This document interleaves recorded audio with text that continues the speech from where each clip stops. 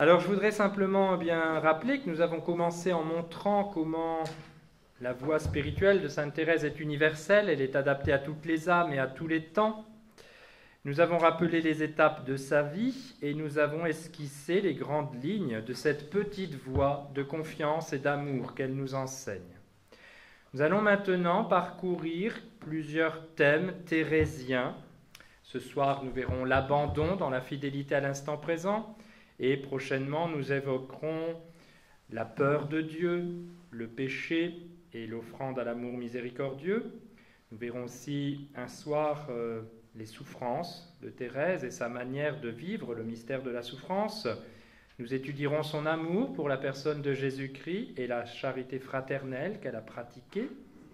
Bien sûr, au mois de mai, nous parlerons de la présence de la Sainte Vierge dans sa vie. Et enfin, nous arriverons à une conclusion, nous essayerons de conclure. Nous n'aurons pas tout dit, c'est évident. Sainte Thérèse disait elle-même que l'on ne comprendra bien ce que le bon Dieu a fait dans son âme qu'au ciel. Donc n'ayons pas la prétention de tout dire, mais nous aurons, je l'espère, parcouru l'essentiel de la vie et du message de Thérèse. Tous ces thèmes vont rejoindre d'une manière ou d'une autre, nous le verrons déjà ce soir, cette petite voie, mais ils nous permettront de regarder, de contempler Thérèse dans sa vie concrète. Je pense que c'est vraiment, vous voyez, nous avons eu toute cette première partie de nos conférences du lundi soir qui était plutôt, entre guillemets, doctrinale, et nous allons avoir maintenant plutôt un regard sur Sainte Thérèse, pour recueillir à travers sa vie son message. Et je voudrais à ce propos lire quelques lignes de l'introduction à la publication des actes d'un colloque qui s'est tenu à Paris sur Thérèse, docteur de la vérité. Il me semble que ces lignes font bien la transition entre tout ce que nous avons vu jusqu'à ce jour et ce que nous allons maintenant évoquer à travers ces différents thèmes thérésiens. Thérèse parle au monde, et le monde se plaît à se laisser enseigner par elle. Comment une jeune carmélite de 24 ans, enfermée derrière les grilles de son Carmel, pourrait-elle prétendre enseigner le monde, et nous-mêmes, d'une quelconque manière? Elle qui n'a jamais quitté son cloître, qui n'aurait jamais voulu être exposée de son vivant, elle consentit, dès les premières années de sa mort, à être livrée en spectacle et choisie pour modèle. Disons simplement qu'elle sut faire de Lisieux le second sanctuaire français après Lourdes, que ses reliques ne cessent de parcourir la terre, qu'elle sut toucher le cœur des foules innombrables, qu'elle entreprit des révolutions secrètes, qu'elle fut galvaudée aussi et incomprise. Mais n'est-ce pas là en quelque sorte la rançon de la gloire ? Souvenons-nous de la parole de Pie XI qui disait « On a affadi la doctrine de la Sainte ». Sa doctrine, précisément, fut proclamée par l'Église sûre et éminente. Thérèse n'a pas produit de traité systématique et formel, ni sur la prière, ni sur les étapes de la vraie vie, encore moins sur Dieu. Sans doute pourra-t-on dire que c'est là précisément une raison pour laquelle elle plaît. C'est ainsi que la question du contenu de la doctrine en rencontre immédiatement une autre, celle de la forme. Souvenir, poésie, prière, récréation pieuse. De tous ces écrits, on pourrait presque dire qu'ils sont des confessions, qu'ils relèvent plus de la quête que de l'exposition dogmatique. Thérèse a toujours cherché la vérité. À la fin de sa vie, elle dira « Je n'ai jamais cherché que la vérité ». Elle est une chercheuse de Dieu. De fait, la doctrine de Sainte Thérèse se propose comme une voie, une petite voie, c'est-à-dire une direction. C'est à la fois un chemin et une vérité, et c'est comme telle une expérience. La voie de Thérèse, c'est qu'elle décrit dans ses souvenirs, dans son autobiographie, la voie de Thérèse, celle qu'elle décrit dans ses souvenirs, dans son autobiographie, c'est uniquement une expérience. Et une expérience dont l'Église nous dit précisément qu'elle est authentique et mieux encore qu'elle est doctrinale. Mais, direz-vous, quel est le contenu de cette expérience ? Thérèse disait qu'en donnant sa voix aux âmes, elle remplirait sa mission de faire aimer le bon Dieu comme elle l'aimait, par les petits moyens qui lui ont si bien réussi. La voie qu'elle propose, c'est donc son propre chemin, c'est donc sa propre vie. Saint Paul pouvait dire « Soyez mes imitateurs, comme je le suis moi-même du Christ ». Que dirions-nous si une autre, Thérèse, avait les mêmes prétentions ? Cette voie, cette expérience, donc vécue par sainte Thérèse, correspond à une mission que Dieu lui a confiée pour l'édification de l'Église entière, mission dont le contenu a été forgé par la sainte de Lisieux au fil des jours, sous le regard du Christ et dans la force de l'Esprit Saint. Cela signifie que l'expérience thérésienne est doctrinale, selon le jugement de l'Église, parce qu'elle est un lieu duquel la vérité qu'est le Christ enseigne son épouse. Dans sa vie, Jésus enseigne Thérèse, et c'est ce qui fait que sa vie devient une voie, devient une doctrine. Mais on ne peut pas séparer chez Thérèse le vécu de l'enseignement. Les deux vont ensemble. Et c'est pourquoi, dans les conférences qui vont venir, nous allons parcourir le mystère thérésien à travers sa vie. Nous allons la rencontrer de plus en plus vivante. Et puisque l'enseignement qui y est délivré revêt la forme de l'expérience, il apparaîtra alors qu'il devient pour nous-mêmes une expérience à faire. C'est en ce sens que Thérèse est très précisément maîtresse de la vie chrétienne. L'actualité de son message ne peut nous laisser indifférents. Il nous invite à nous saisir de la vérité qu'il véhicule, de l'expérience qu'il propose. Il nous invite à la scruter pour en découvrir, ainsi que le disait le pape Jean-Paul II, de véritables éclairs de doctrine. C'est une expression que j'aime bien parce que c'est ça chez Thérèse. Il y a des illuminations, il y a des éclairs de doctrine, des flashs, il y a vraiment des choses, des intuitions très très profondes. C'est à partir de l'histoire d'une vie que nous pourrons développer les intuitions foudroyantes de cette petite carmélite. Cette introduction me paraissait intéressante à lire parce qu'elle fait bien le lien entre la vie et la doctrine de sainte Thérèse.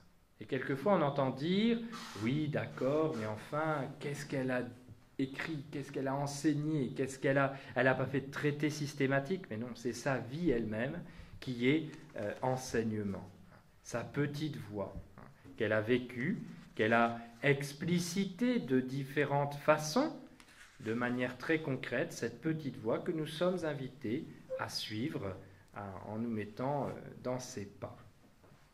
Alors, continuons de contempler bien cette petite voix de sainte Thérèse en regardant son histoire et en l'écoutant.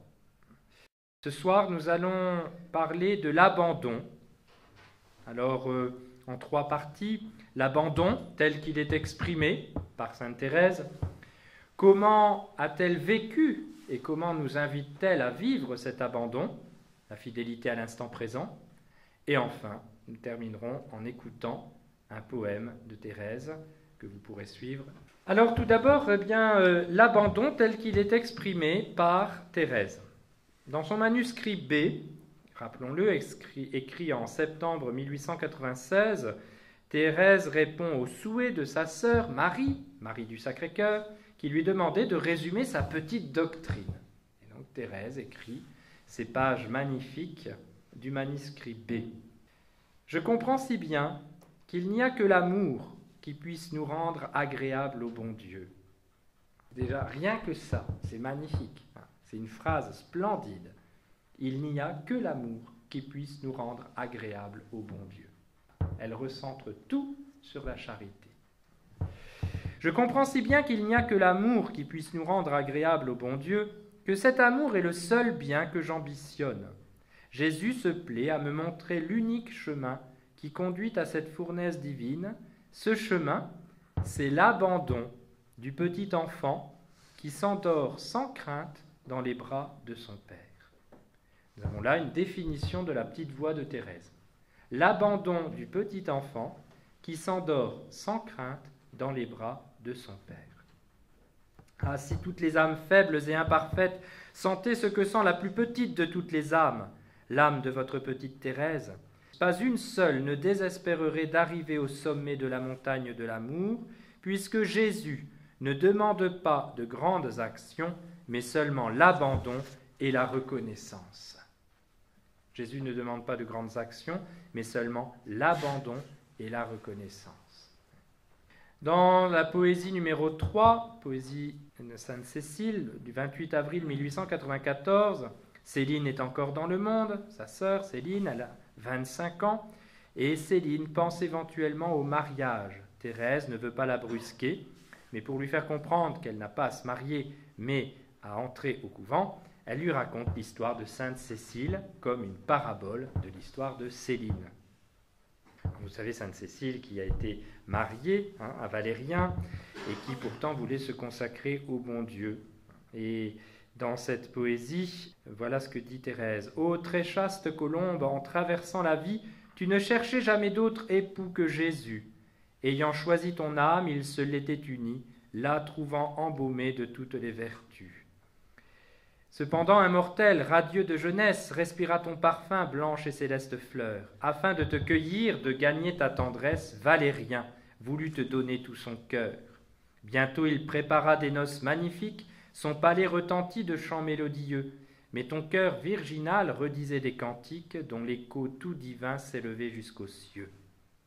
Que pouvais-tu chanter si loin de ta patrie, et voyant près de toi ce fragile mortel? Sans doute tu voulais abandonner la vie et t'unir pour toujours à Jésus dans le ciel. Mais non, j'entends vibrer ta lyre séraphique, lyre de ton amour dont l'accent fut si doux. Tu chantais au Seigneur ce sublime cantique, conserve mon cœur pur, Jésus mon tendre époux. Ineffable abandon, divine mélodie, tu dévoiles l'amour par ton céleste chant, l'amour qui ne craint pas, qui s'endort et s'oublie sur le cœur de son Dieu comme un petit enfant. » Donc Cécile, qui va être mariée contre son gré et qui, dans son cœur, s'abandonne à la volonté de Dieu. Ineffable abandon, divine mélodie, tu dévoiles l'amour par ton céleste chant, l'amour qui ne craint pas, qui s'endort et s'oublie sur le cœur de son Dieu comme un petit enfant. On a exactement la même idée que l'idée précédente, l'abandon du petit enfant qui s'endort sans crainte dans les bras de son Père. La poésie numéro 32, écrite le 7 juin 1896 pour la fête Dieu, à l'intention de sœur Saint-Vincent de Paul, qui lui avait demandé à Thérèse, écrivez-moi un petit poème pour la fête Dieu. Alors Thérèse a écrit ce très beau poème, Mon ciel à moi, dont la 4e strophe dit « Mon ciel est de sentir en moi la ressemblance du Dieu qui me créa de son souffle puissant. Mon ciel est de rester toujours en sa présence, de l'appeler mon Père et d'être son enfant.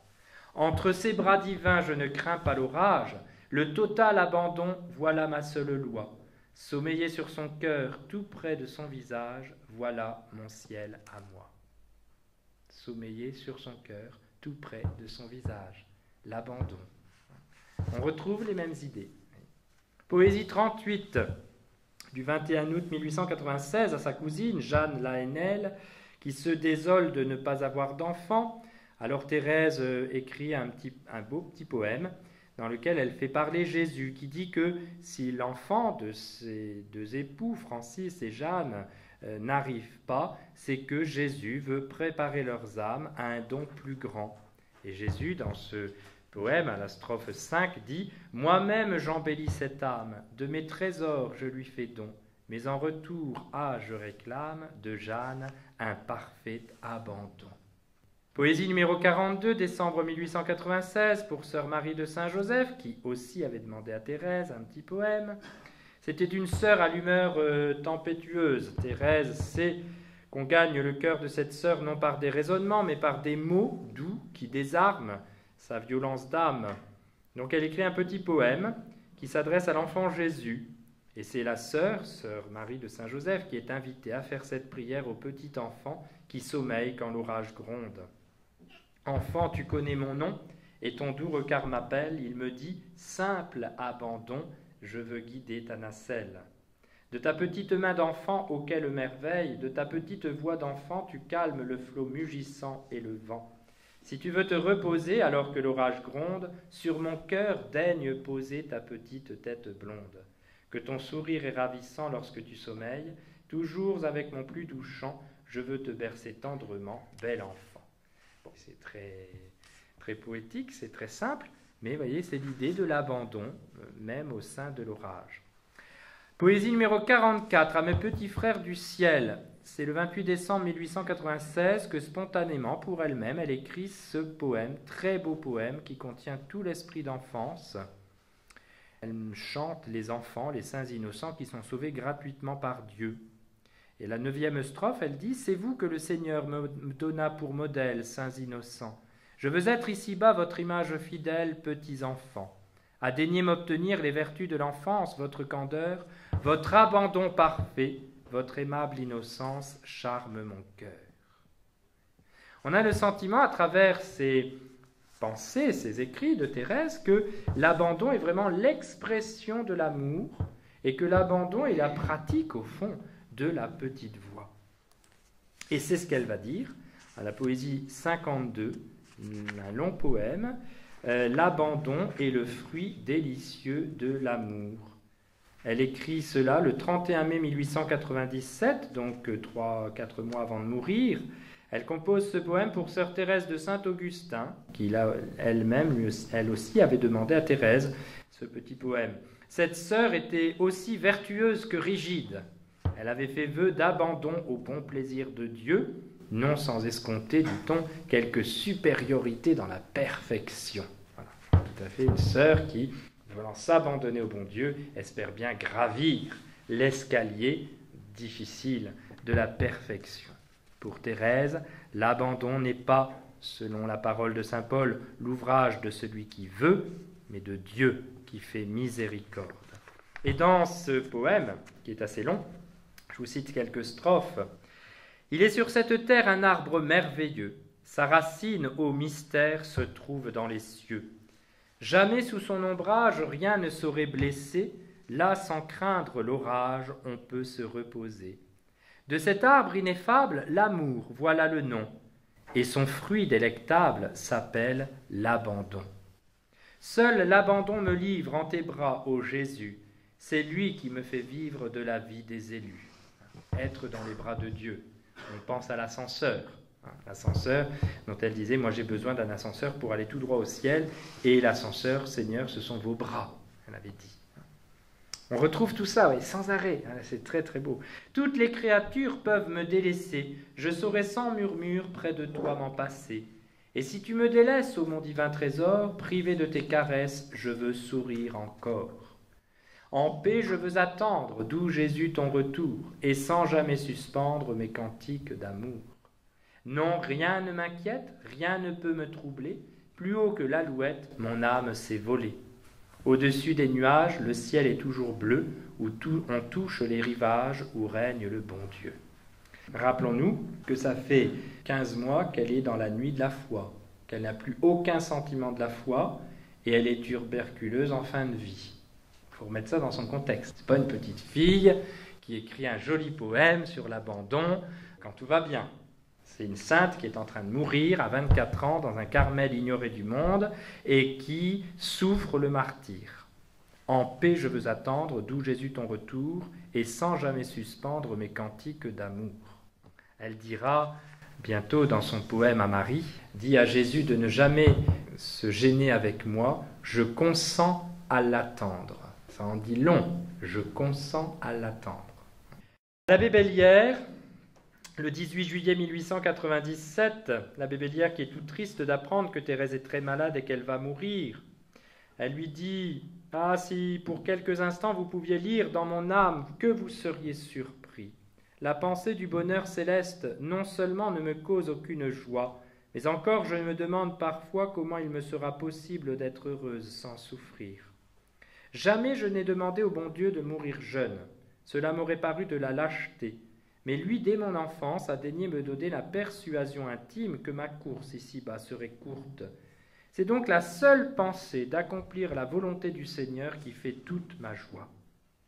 Quand je serai au port, je vous enseignerai, chers petits frères de mon âme, comment vous devez naviguer sur la mer orageuse du monde avec l'abandon et l'amour d'un enfant qui sait que son père le chérit et ne saurait le laisser seul à l'heure du danger. Autre définition de sa petite voix. L'abandon et l'amour d'un enfant qui sait que son père le chérit et ne saurait le laisser seul à l'heure du danger. Ah, que je voudrais vous faire comprendre la tendresse du cœur de Jésus, ce qu'il attend de vous. J'ai compris plus que jamais à quel point votre âme est sœur de la mienne, puisqu'elle est appelée à s'élever vers Dieu par l'ascenseur de l'amour, et non pas à gravir le rude escalier de la crainte. Je ne m'étonne en aucune façon que la pratique de la familiarité avec Jésus vous semble un peu difficile à réaliser. On ne peut y arriver en un jour. Mais j'en suis sûr, je vous aiderai beaucoup plus à marcher par cette voie délicieuse quand je serai délivré de mon enveloppe mortelle. Et donc, on voit cette insistance à travers toutes ces années sur l'abandon. Et le 7 juillet, elle aura cette parole de Job, « Quand même Dieu me tuerait, j'espérerai encore en lui, m'a ravi dès mon enfance, » dit Thérèse. Mais j'ai été longtemps avant de m'établir à ce degré d'abandon. Maintenant j'y suis, le bon Dieu m'y a mise, il m'a prise dans ses bras et m'a posée là. La petite voix est donc cette voix d'abandon dans les bras de Dieu, dans les bras de Jésus. Abandon qui suppose confiance, amour, petitesse, humilité, toutes ces réalités que nous avons évoquées dans les entretiens précédents.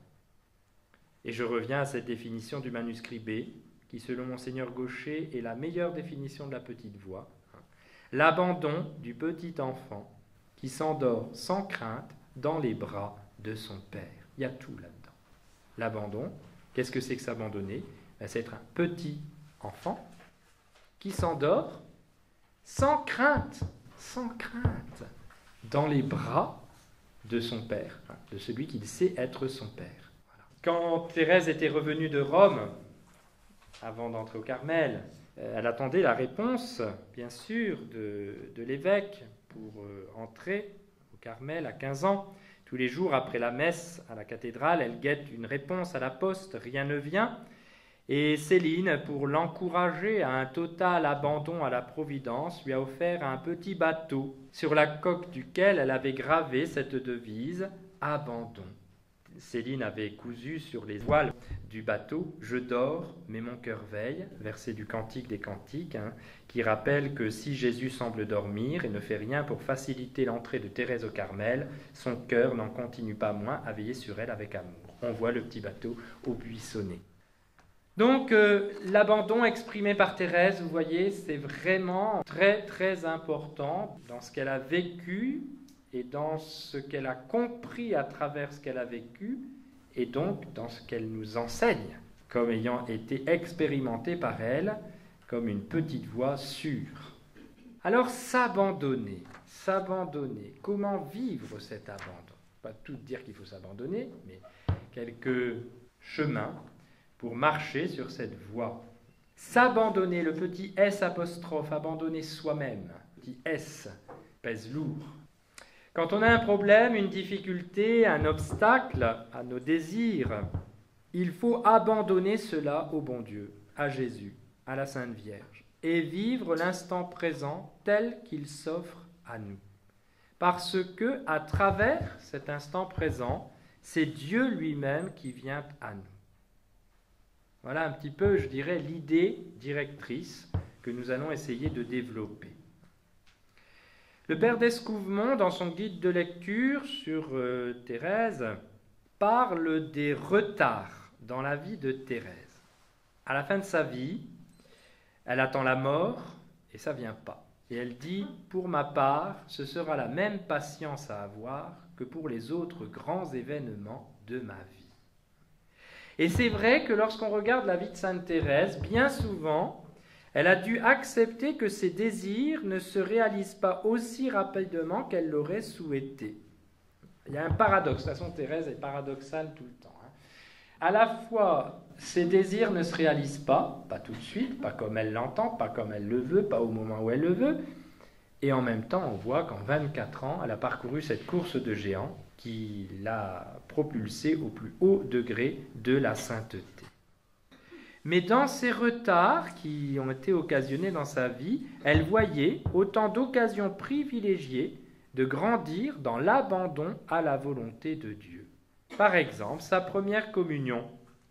Un synode diocésain de Bayeux avait décidé que pour faire leur première communion, les enfants devaient avoir 11 ans dans l'année. Comme Thérèse était née un 2 janvier, elle fut retardée d'1 an pour faire sa première communion. Que c'est malheureux, disait-elle, à 2 jours près. Si j'étais née le 31 décembre au lieu du 2 janvier, j'aurais fait ma première communion 1 an plus tôt. Son entrée au Carmel, elle a multiplié les démarches afin d'obtenir la permission d'entrer au Carmel pour son 15e anniversaire. La veille de cet anniversaire, le 1er janvier 1888, elle apprend que l'évêque a donné son accord, mais la prieure lui demande d'attendre encore 3 mois. Après le carême, elle pourra enfin réaliser son rêve. Je ne pus retenir mes larmes à la pensée d'un si long délai. Mais Thérèse met à profit cette période en se livrant plus que jamais, dira-t-elle, à une vie sérieuse et mortifiée. Sa prise d'avis. Selon les constitutions alors en vigueur, Thérèse aurait pu revêtir l'habit du Carmel après 6 mois de postulat, dès le mois d'octobre 88. Monsieur l'abbé de la Troette avait donné son accord. Mais vu la mauvaise santé de monsieur Martin, père de Thérèse, la cérémonie fut remise au 9, puis au 10 janvier. L'attente avait été longue, dit Thérèse, mais aussi quelle belle fête. Rien n'y manquait, rien, pas même la neige. À sa profession, après 1 an et 1 jour de noviciat, Thérèse aurait pu être admise à prononcer ses vœux le 11 janvier 1890. Mais pour ne pas s'exposer à un refus de la part de l'abbé de la Troette, qui la trouvait trop jeune, la prieure demanda à Thérèse de prolonger son noviciat de quelques mois. Ici encore, après un moment de déception, Thérèse comprit qu'elle devait profiter de ce retard pour mieux préparer la robe de ses noces. Un jour, pendant l'oraison, manuscria, je compris que mon désir si vif de faire profession était mêlé d'un grand amour-propre. Puisque je m'étais donné à Jésus pour lui faire plaisir, le consoler, je ne devais pas l'obliger à faire ma volonté au lieu de la sienne.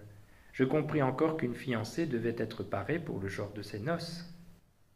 Elle s'abandonne, et elle comprend qu'à travers ce retard qui l'a fait souffrir, eh bien c'est une grâce de Dieu pour avancer plus loin. Jusqu'à la fin de sa vie, Thérèse devra attendre. Un jour, on pense qu'elle va mourir. Le lendemain, on lui dit qu'elle peut vivre encore longtemps. Elle ressemble à un petit enfant qui attend sur le quai d'une gare l'arrivée de ses parents pour pouvoir monter dans le train. Le train part avant que les parents n'arrivent. Elle dit le 9 juin 97, « Je suis comme un petit enfant sur la voie du chemin de fer qui attend son papa et sa maman pour le mettre dans le train. Hélas, ils ne viennent pas et le train part. Mais il y en a d'autres, je ne les manquerai pas tous. » Un jour, ce sera le grand départ, elle n'en connaît pas la date. Et elle dira, je ne comprends plus rien à ma maladie. Un jour, elle est à la dernière extrémité, le lendemain, le médecin est tout étonné. C'est complètement bizarre, ça n'a pas de sens. Voilà. Elle s'abandonne. Comme le maître de maison ignore l'heure de la nuit à laquelle le voleur viendra percer le mur de son habitation, il doit toujours se tenir sur ses gardes. Vous aussi, disait Jésus, soyez toujours prêts à accueillir la venue du Fils de l'homme. Se rappelant cette parole de l'Évangile, Thérèse donnait volontiers à Jésus le nom de voleur. Il viendra comme un voleur, à l'heure où l'on n'y pensera plus, voilà ma petite idée. Et c'est ce qu'il faisait dire à ses sœurs, si vous me retrouvez morte un jour, au matin, sans avoir reçu les sacrements, ne soyez pas traumatisés, tout est grâce. C'est la fameuse « tout est grâce », c'est ce jour-là qu'elle l'a dit, en évoquant la possibilité pour elle de mourir sans l'extrême onction. Je crois que c'est Théophane Vénard, qu'elle aimait beaucoup, qui donc, va sur le lieu de son exécution. Il était convenu avec un de ses confrères missionnaires que de loin, le prêtre lui donnerait l'absolution, et le pauvre Théophane regarde partout, le confrère n'avait pas pu venir. Il a dû partir au martyre sans le réconfort de l'absolution du prêtre. Bon, le martyr efface toutes les fautes, bien sûr, mais Quand même, c'était pour lui un réconfort de sentir qu'un de ses confrères était tout près. Le bon Dieu a permis ce dernier détachement. S'abandonner. S'abandonner. Le Père Philippon commente « Combien d'êtres humains sont dispersés dans leur vie spirituelle et paralysés dans leur élan vers Dieu par cette idée obsédante du passé ou de l'avenir. Pourtant, à quoi bon gémir sur un passé qui n'est plus ou s'inquiéter d'un avenir qui n'appartient qu'à Dieu ?» Sœur Thérèse de l'Enfant Jésus s'enfermait sans réserve dans le moment présent, ne voulant regarder ni le passé ni l'avenir. Nous qui courons dans la voie de l'amour, il ne faut nous tourmenter de rien. Si je ne souffrais pas de minute en minute, il me serait impossible de conserver la patience. Mais je ne vois que le moment présent. J'oublie le passé et je me garde bien d'envisager l'avenir. Penser à ce qui peut nous arriver de douloureux dans l'avenir, c'est manquer de confiance, c'est comme se mêler de créer. C'est très beau ça, elle dit ça le 23 juillet 1897. Voyez. Est-ce que je vais avoir un problème? Est-ce que je vais tomber malade? Est-ce qu'il va me tomber une tuile sur le coin de la figure? Elle dit, c'est manquer de confiance et comme se mêler de créer, c'est-à-dire préparer l'avenir en quelque sorte. Créer l'avenir. Non, laissons l'avenir au bon Dieu. Juste une parenthèse, ça ne veut pas dire qu'il ne faut pas se soucier de l'avenir autant que notre devoir d'État nous y oblige. Si moi je vis au jour le jour et que je ne prépare pas les emplois du temps et qu'on ne prévoit pas les choses quand même un minimum, c'est la pagaille dans la paroisse, il n'y a plus rien qui va. Bon, il faut quand même prévoir, c'est du devoir d'État que de prévoir, et chacun de nous le vit à son niveau. Mais à un moment donné, quand on a tout prévu comme il fallait, autant qu'il le fallait, autant que possible, après on s'abandonner. Ne pas vivre dans cette perpétuelle inquiétude. C'est ça que dit notre Seigneur dans l'Évangile. Ne soyez inquiets de rien. C'est bien qu'on a des soucis, le bon Dieu, mais il nous dit ne soyez pas inquiets de cette inquiétude qui nous paralyse en fait. Le 19 août 1897, c'est l'une des grandes paroles de Thérèse. Je ne souffre que d'instant en instant. C'est parce que l'on pense au passé ou à l'avenir que l'on se décourage et qu'on désespère. Le 26 août, je souffre de minute en minute. C'est les petits points qui font une ligne. Elle ne pense pas à ce qu'elle a souffert juste avant, elle ne pense pas à ce qu'elle va souffrir juste après. Elle souffre dans le moment présent. Et sa souffrance, on va voir ce que c'est. C'est terrible. Il me donne à chaque instant ce que je puis supporter, pas davantage. Je suis bien contente de n'avoir pas demandé la souffrance au bon Dieu. Comme cela, il est obligé de me donner du courage. Le bon Dieu me donne du courage en proportion de mes souffrances. Je sens que, pour le moment, je ne pourrai en supporter davantage. Mais je n'ai pas peur, puisque si les souffrances augmentent, Dieu augmentera mon courage en même temps.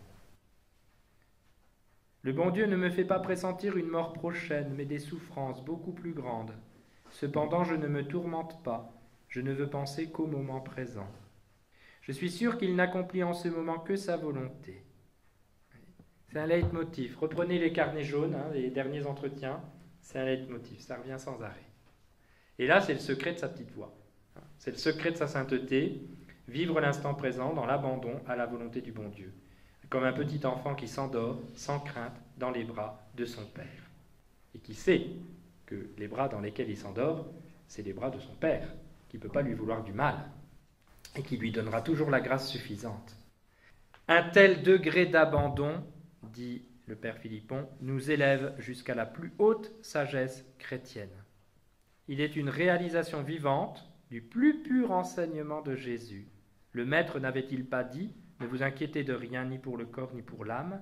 Ne vous inquiétez donc pas de l'avenir, car le lendemain aura soin de lui-même. À chaque jour suffit sa peine. » Saint Matthieu, chapitre 6. Vous voyez, je reviens à l'idée du départ. Thérèse n'a pas fait un traité systématique comme le Père Sillon, le Père Victor de la Vierge, dont nous allons parler dans quelques instants, qui est un des grands commentateurs de Sainte Thérèse. Thérèse n'a pas fait un traité systématique sur l'abandon pratiqué dans la fidélité à l'instant présent. Elle a simplement dit ce qu'elle vivait. Elle a simplement dit ce que le bon Dieu lui faisait comprendre. Elle a révélé, dévoilé son expérience. Mais son expérience est doctrine.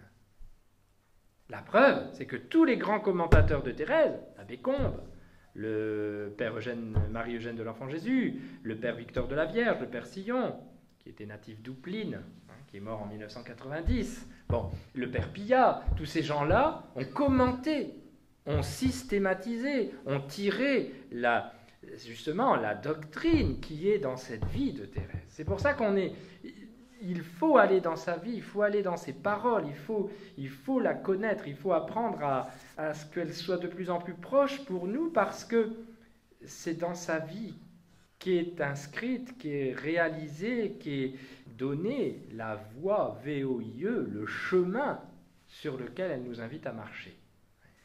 Alors le père Sillon, Victor de la Vierge, qui a écrit Réalisme spirituel de Thérèse de Lisieux, très beau livre, a développé dans un autre livre La grâce de l'instant présent.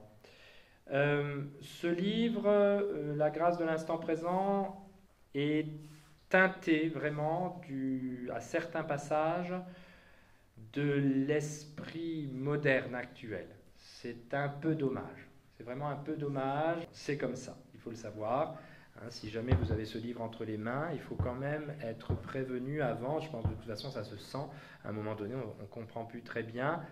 Mais il y a des passages qui sont magnifiques. Donc, il développe ce qu'il avait commencé dans Réalisme spirituel de Thérèse de Lisieux. Il dit « L'instant présent. Au plan religieux, nous pourrions le définir ainsi. L'instant présent, c'est le point de rencontre de l'âme avec Dieu. Quelle que soit sa forme et son contenu, il est, de par sa nature même, l'expression de la volonté de Dieu sur nous. À cette minute précise, Dieu veut nous voir accomplir telle action qui bien souvent ne sera ni extraordinaire ni grandiose, mais banale et infime, et dont la seule valeur sera d'être la volonté de Dieu. Non seulement l'instant présent nous traduit la volonté divine, mais encore il nous livre la présence de Dieu. Si à tel moment, le Seigneur nous demande d'être à telle place, accomplissant telle action, c'est parce qu'il nous attend là. À ce point précis, nous le rencontrons. Et si nous le cherchons ailleurs, nous le manquerons. Il nous attend là pour se donner à nous, pour se communiquer tout entier. Non seulement l'instant présent donc est expression de la volonté de Dieu, en ce moment, moi, l'abbé Lamran, je dois parler de Thérèse de l'Enfant Jésus. Point, barre, à la ligne. C'est comme ça.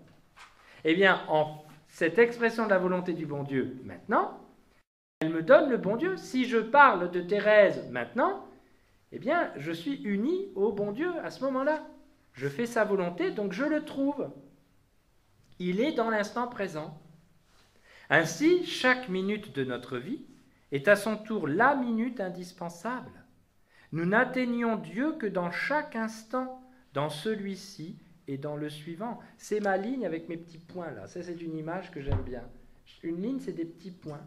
Et chaque petit point, à lui seul, est indispensable pour faire qu'il y ait une ligne. Notre existence tout entière n'est que la continuation de ces instants. C'est ce qui lui confère son apparente continuité. De ce contact avec Dieu dans chaque instant, naît alors un instant perpétuel, une union constante à Dieu à travers toute chose. Ça, c'est l'idéal, évidemment. Bien souvent, nous sommes en dehors de l'instant présent parce que nous pensons au passé ou nous nous projetons dans l'avenir. Nos fameuses distractions dans la prière. Au moment de la prière, est-ce que j'ai laissé la cocotte sur le feu, par exemple? Voilà, cette inquiétude, ça peut être une inspiration de l'ange gardien. Alors, c'est pas toujours facile à savoir. Je suis d'accord avec vous. N'empêche que, normalement, souvent, c'est une inquiétude idiote qui vient, c'est même pas forcément le démon qui se mêle de ça. C'est comme ça, c'est parce que notre imagination est fragilisée par le péché originel. Bon, voilà. On est toujours ailleurs que là où il faut être, en fait. Bien qu'absorbée par la vie active, l'âme demeure avec Jésus. Elle peut écouter sans cesse la présence de Dieu en chaque événement et en toutes circonstances. Alors ça pourrait changer la vie. Chaque événement me donne Dieu. Le téléphone, la sonnette à la porte, etc., etc., etc. Tous ces petits trucs qui nous dérangent à longueur de jour et qui nous donnent Dieu. Ainsi pourrait-on dire, c'est très joli ça, très beau, que l'instant présent est en quelque sorte le sacrement perpétuel, le signe de la présence cachée de Dieu.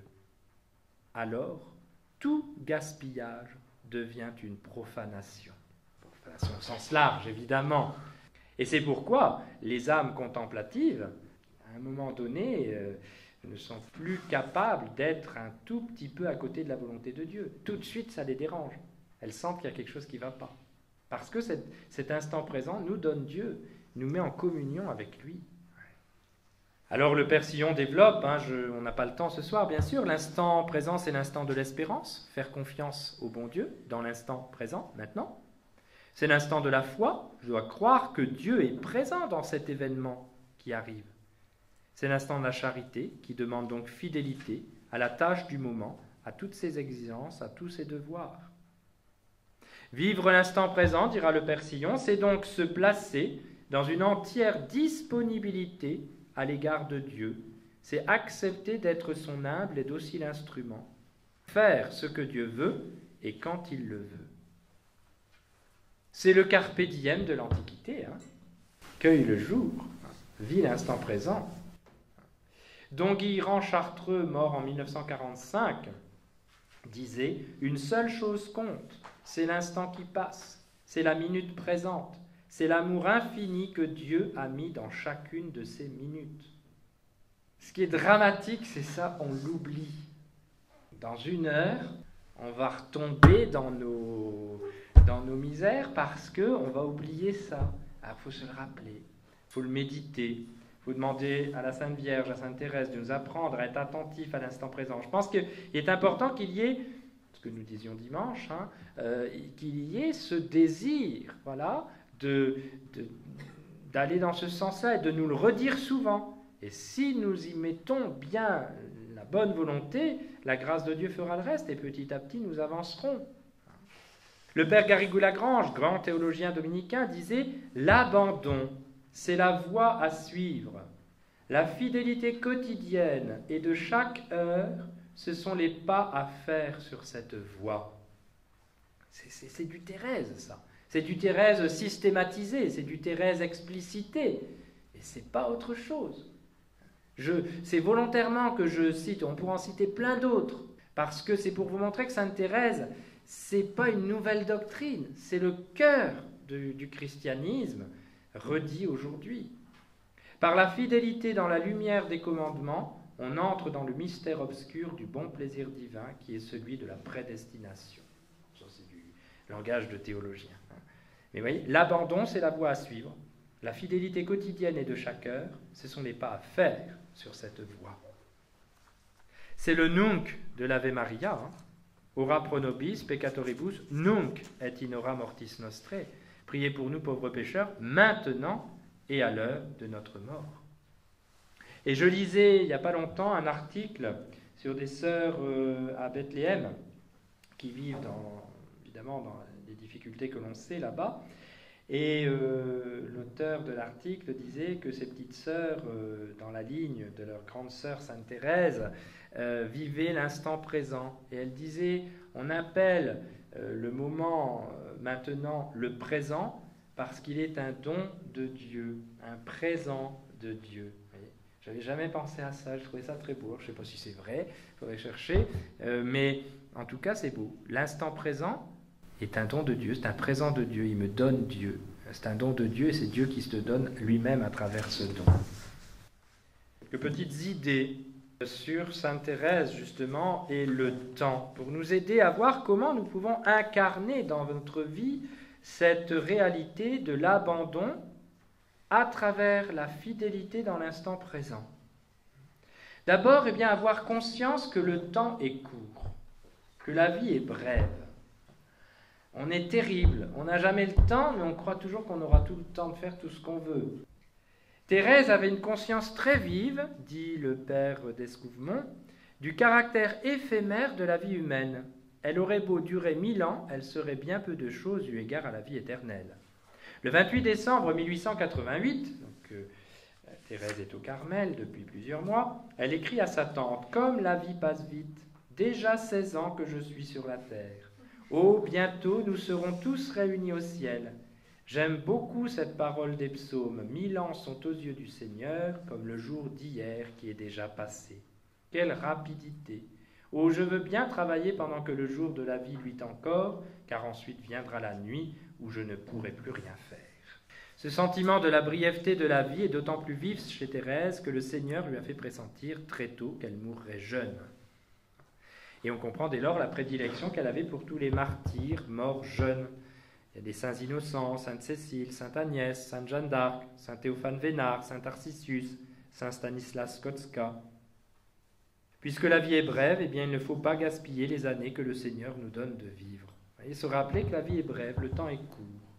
Et donc, deuxième point, en profiter. Puisque les temps se font courts, chaque instant qui passe a une valeur inestimable. Il est le seul moment du temps où nous pouvons aimer le Seigneur et notre prochain. Nous pouvons travailler efficacement à rendre le monde éternellement plus beau. Toute âme qui s'élève élève le monde. Dans le moment présent, si je fais le bien, ça profite à toute l'Église. Si je fais le mal, ça nuit à toute l'Église.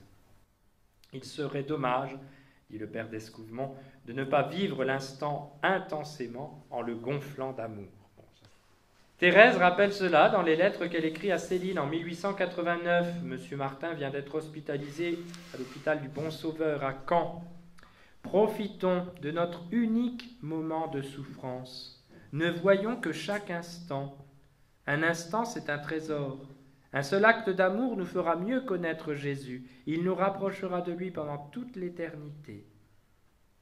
Céline, pendant les courts instants qui nous restent, ne perdons pas notre temps, sauvons les âmes. C'est une fille de 16 ans qui écrit ça. C'est beau quand même. Et donc c'est dans cette conception de la brièveté du temps et qu'il faut profiter de l'instant qui passe pour aimer Jésus et le prochain de tout son cœur, et c'est dans cette réalité qu'elle puise le secret de l'acceptation de la souffrance. Nous l'avons déjà un peu signalé. Pour vivre aussi intensément tous les instants de sa vie, pour supporter notamment avec patience les souffrances atroces que lui cause sa tuberculose, Thérèse a repéré le secret qu'ont découvert avant elle tous les saints. Vivre et souffrir une minute à la fois, en s'efforçant de ne pas penser à la minute qui suit. Je ne souffre qu'un instant à la fois, disait-elle le 19 août 1897, au plus fort de ses souffrances abdominales. Elle avait la gangrène dans les intestins. Inutile de vous dire ce que ça devait représenter comme souffrance. Et elle disait, au plus fort de ses souffrances, c'est parce qu'on pense au passé et à l'avenir qu'on se décourage et qu'on désespère.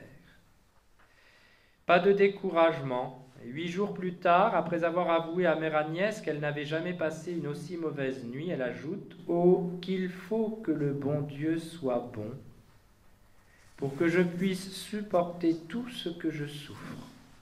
Jamais je n'aurais cru pouvoir souffrir autant, et pourtant je crois que je ne suis pas au bout de mes peines, mais il ne m'abandonnera pas. » Terrible, hein ? Elle sait qu'elle va souffrir encore plus, mais elle a confiance en Dieu, elle ne se décourage pas. C'est cette confiance qui permet à Thérèse de supporter ses souffrances avec héroïsme dans les dernières semaines de sa vie. Le bon Dieu me donne du courage en proportion de mes souffrances. Je sens que pour le moment je ne pourrai en supporter davantage, mais je n'ai pas peur, puisque si elles augmentent, il augmentera mon courage en même temps. Pas d'orgueil non plus, pas d'orgueil. Elle n'était nullement tentée de s'admirer elle-même, quand elle surprenait les autres à admirer son courage. Sa patience n'était pas la sienne, c'est un autre qui souffrait en elle. Et c'est pour cette même raison que Thérèse n'a jamais demandé à Dieu d'augmenter ses souffrances. Ça, je trouve que c'est important. Il y a un cantique, je l'ai peut-être déjà dit, que je déteste. C'est un cantique au Sacré-Cœur, il est dans le Magnificat, là, mais moi je ne veux pas qu'on chante ça parce que c'est faux. C'est au Sacré-Cœur. Je ne sais plus trop ce qu'on dit dans ce cantique, là ça ne me revient plus à l'instant, mais au cœur sacré soit notre roi, nous voulons vivre sous ta loi, oui nous saurons mourir pour toi. Taratata. Moi je ne peux pas, je suis désolé, vous pouvez peut-être, moi je ne peux pas dire une prière pareille. Je ne suis pas sûr de savoir mourir pour le Seigneur un jour. Si le Seigneur m'en donne pas la grâce, moi je m'en sens pas capable. Je suis désolé. Ça vous déçoit peut-être, mais c'est comme ça. Et Thérèse, elle était comme ça. Elle n'a jamais demandé des souffrances supplémentaires. Mais elle a toujours accueilli celles qui se présentaient à elle. Témoin cette conversation relatée par sœur Marie de l'Eucharistie dans une lettre adressée à son père le 27 août 1897. Donc sœur Marie de l'Eucharistie, novice, raconte à son père ce que disait Thérèse. Elle nous disait hier, « Heureusement que je n'ai pas demandé la souffrance, car si je l'avais demandé, je craindrais de ne pas avoir la patience de la supporter, tandis que, me venant de la pure volonté du bon Dieu, il ne peut me refuser la patience et la grâce nécessaires. » Ça, c'est le secret de sainte Thérèse. Elle met le bon Dieu au pied du mur. Elle ne lui demande rien, mais elle dit « J'accepte tout ce que vous me donnez. Et comme je ne vous demande rien, mais que j'accepte, j'ouvre mon cœur, vous êtes tenu de me donner la grâce. Hein. Sinon, ça ne va pas marcher. » C'est un contrat entre le Seigneur et elle. Elle ne demande rien, mais elle accepte tout ce qu'il donnera. Parce qu'elle sait que si elle est dans cette disposition-là, le Seigneur donnera sa grâce.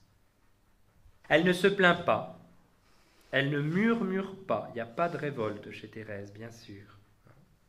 Le temps d'épreuve peut durer, se prolonger. Souvenons-nous, le jour de son agonie, elle demande à sa mère supérieure, « Est-ce que le bon Dieu veut encore prolonger mon agonie ?» Et la mère dit, « Mais peut-être d'1 ou 2 heures, ma fille. » Et Thérèse dit, « Bien, si le bon Dieu le veut ainsi, je le veux bien. » On sent qu'elle n'en peut plus, hein. Elle est à bout. Elle est à bout de course, elle n'en peut plus. C'est impossible humainement. Mais si le bon Dieu le veut, elle s'abandonne. Et elle s'abandonne parce qu'elle sait que si le bon Dieu le veut, il lui donnera la grâce. C'est plein d'enseignements pour nous dans des peines certainement bien moindres que celles qu'a vécues sainte Thérèse. Aussi une idée très consolante, ne pas nous désespérer du temps gaspillé. Thérèse n'oublie pas que l'ouvrier de la dernière heure reçoit la même récompense que les autres. N'a-t-elle pas expérimenté que le Seigneur peut opérer en un instant dans nos cœurs le travail que nous n'avions pas réussi à accomplir au cours de longues années? Souvenons-nous de la grâce de Noël. Pauvre Thérèse qui n'arrivait pas à sortir de sa sentimentalité infantile excessive. Eh bien, tous les efforts qu'elle essayait de faire en faisaient pire que mieux, à la limite. En un instant, le Seigneur a changé son cœur. Grâce de Noël 1886. Et elle dit, elle change complètement, et ça se voit même sur les photos, ça se voit dans son écriture, elle change complètement, c'est une conversion en profondeur. Elle n'est pas étonnée que Pranzini se convertisse les dernières secondes de sa vie, juste avant de mourir sur l'échafaud. Il refuse, ce criminel, de se confesser, il envoie promener l'aumônier, etc., etc. Et juste avant d'avoir la tête tranchée, il embrasse par 3 fois le crucifix. Donc, ne pas nous désespérer. Pour le bon Dieu, 1000 ans, c'est comme un jour. Elle explique le 25 avril 1897 à l'abbé Bellière pourquoi elle ne s'inquiète pas d'être encore à la veille de mourir une âme toute petite et très imparfaite. Ce n'est pas parce que je suis prête. Je sens bien que je ne le serai jamais si le Seigneur ne daigne me transformer lui-même. Elle est prête à mourir, pas parce que ça y est, elle a acquis tous les mérites qui pouvaient lui permettre de se présenter maintenant devant le Seigneur, non. Elle sait qu'elle n'est pas prête. Elle ne le sera jamais si le Seigneur ne daigne la transformer lui-même. Il peut le faire en un instant, dit Thérèse. Après toutes les grâces dont il m'a comblée, j'attends encore celle-là de sa miséricorde infinie. Et c'est ce qu'elle dit dans son offrande à l'amour miséricordieux. À vos yeux, le temps n'est rien. Un seul jour est comme 1000 ans. Vous pouvez donc en un instant me préparer à paraître devant vous. Et bien ça, c'est une prière qu'il faut que nous fassions, et que nous fassions souvent. On en parlera quand on verra un petit peu l'offrande à l'amour miséricordieux. C'est avoir le désir de profiter de chaque instant, d'être fidèle dans l'instant présent autant que possible, et donc de nous abandonner. Et ça, c'est récurrent comme effort au jour le jour. Mais si nous marchons dans cette voie-là, après, nous comptons sur la miséricorde de Dieu pour qu'en un seul instant, le Seigneur puisse faire ce qu'il veut dans notre âme. C'est pourquoi il n'y a pas à craindre le purgatoire.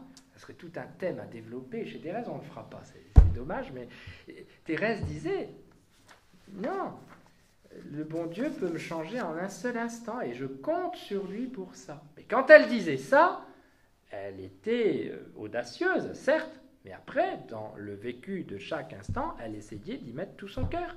Mais faible et imparfaite comme elle était, elle disait, ça ne marche pas toujours. Mais c'est pas grave. L'instant qui suit, qui devient maintenant l'instant présent, je me rattrape, je redonne de l'amour. Vous voyez, c'est ça la petite voix. Alors je termine en citant un poème, ce très beau poème numéro 5, Mon chant d'aujourd'hui, qu'elle a composé donc le 1er juin 1894 pour sa sœur Marie du Sacré-Cœur à sa demande pour sa fête. Cette poésie est née d'un entretien du printemps 94 avec sa sœur. Thérèse exprime leurs pensées communes. C'est un poème très lamartinien, très de l'époque. Il y avait un feuillet que gardait Thérèse, Mon aujourd'hui. Et dans ce feuillet, on parlait qu'il fallait garder patience dans la souffrance. C'est le temps d'aujourd'hui qui compte. Bon, voilà. Donc ce poème, je dirais, reprend des idées très à la mode, entre guillemets, à l'époque, mais Thérèse, évidemment, s'applique complètement ce qu'elle dit dans ce poème. Il faut savoir quand même que Lamartine disait « Nous n'avons à nous que le jour d'aujourd'hui ».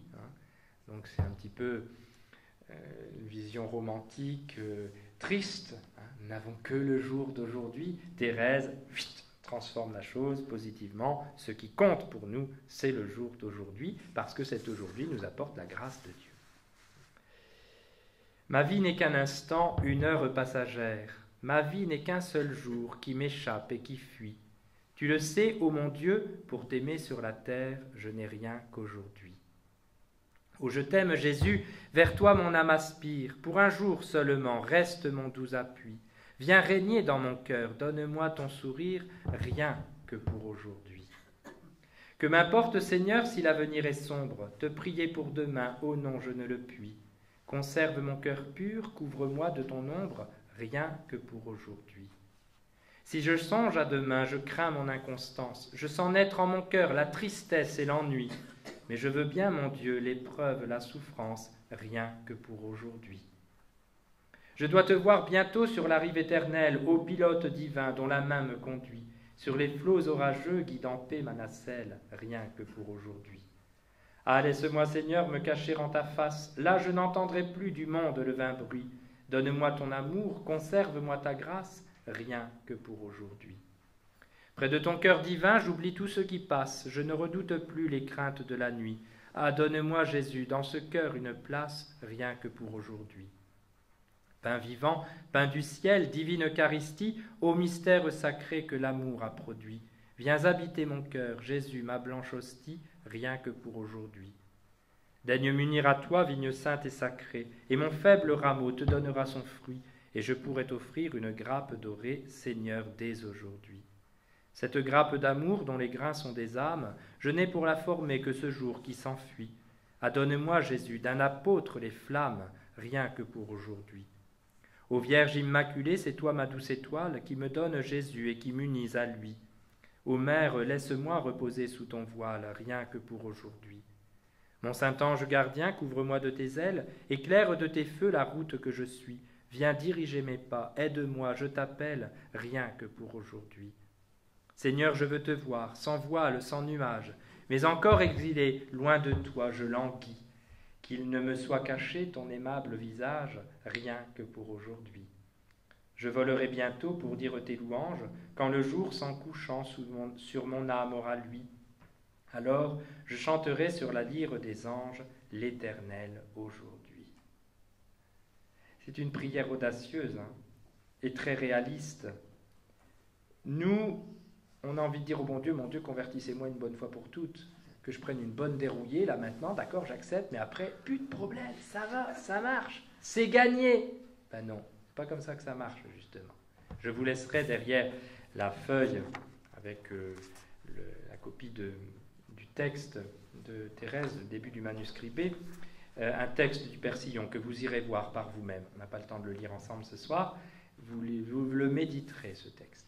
C'est un très très beau texte qui nous dit que la grâce n'est que pour aujourd'hui.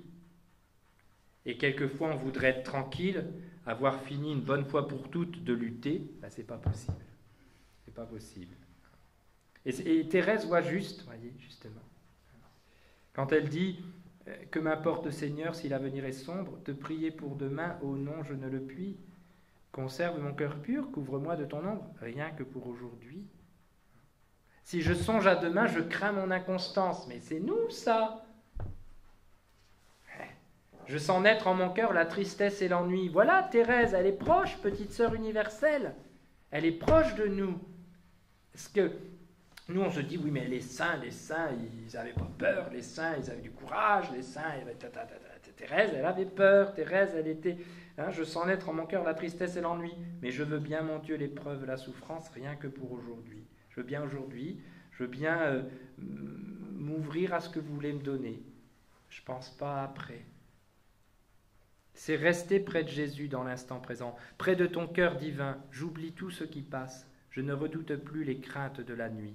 Ah, donne-moi, Jésus, dans ce cœur une place, rien que pour aujourd'hui. Il faut méditer ça. C'est magnifique.